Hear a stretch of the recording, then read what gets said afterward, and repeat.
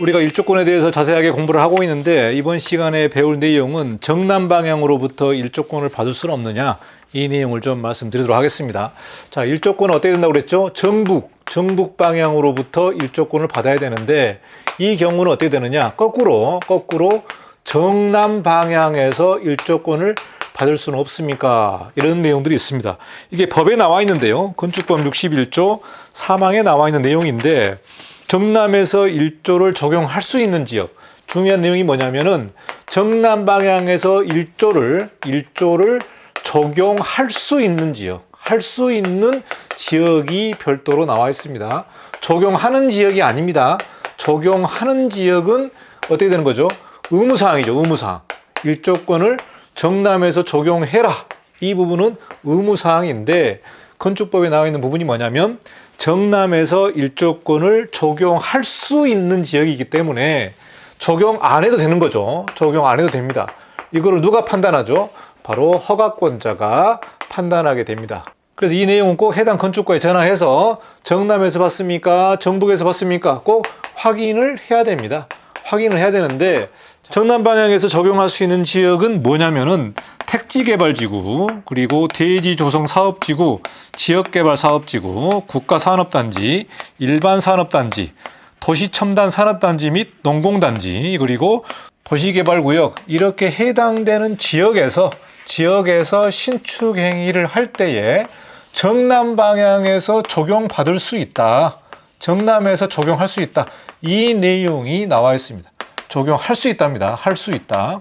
적용한다가 아닙니다. 그래서 꼭 확인을 해야 되는데, 그래서 저도 이런 경기도권에서 택지개발지구라든가 도시개발지구 이런 내용들에서 신축하는 경우, 이런 땅들이 뭐냐면은 이 택지개발을 하는 거죠. 택지개발. 그러니까 신도시라든가 미니신도시를 개발할 때에 택지개발지구라든가 도시개발지구가 있다면 단독주택 부지들도 있고요. 그리고 점포주택 부지를 별도로 조성을 해가지고 토지를 매매하는 경우들이 있습니다.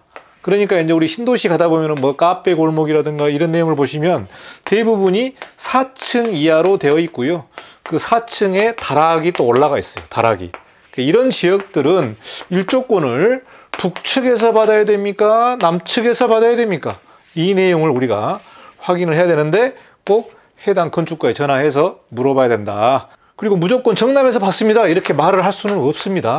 말을 할 수는 없다. 그래서 앞서 설명한 대로 이 지역 내에서 신축하는 경우에는 해당이 되기 때문에 신도시에서 점포주택 같은 경우가 해당이 될 것으로 봅니다. 그리고 도시 내에서 우리가 한 가지 조건이 있는데 정북 방향의 토지주와 정북 방향의 대지의 소유자니까 토지주죠. 토지주. 대지의 소유자와 합의를 할 경우에는 정남에서 일조권을 받을 수가 있습니다. 실제적으로 이런 경우는 어떻게 되느냐? 정북 방향 토지 소유자와의 합의서를 작성해야 되겠죠. 합의서. 그래서 일조에 관련된 부분이 정남에서 우리는 받겠습니다. 우리는 서로 합의했습니다. 이래서 합의서 한 장을 써서 정북 토지주의 인감날인, 그리고 내 땅의 인감날인해서 구청에다가 허가 들어갈 때 제출을 해야 되겠습니다. 구청에다가 제출해야 된다. 통상적으로 뭐가 들어갑니까? 인감증명서를 여러분이 준비를 하셔가지고 정북 방향으로부터 일조를 받는 게 아니라 우리는 정남에서부터 받기로 서로가 합의했습니다. 이렇게 합의서를 제출을 꼭 해야 되겠습니다. 이거는 이제 법에서 정해져 있기 때문에 이런 뭐 도시개발지역, 택지개발지역 여러 가지 해당 지역이 아닌 일반적인 이런 땅에서 정남 방향으로부터 일조를 받겠다. 그러면 합의서가 필요한데 사실 이게 법에 있습니다만은 실제로 현장에서는 적용하는 경우들이 거의 없습니다. 저 같은 경우도 한 번도 적용을 못 해봤습니다.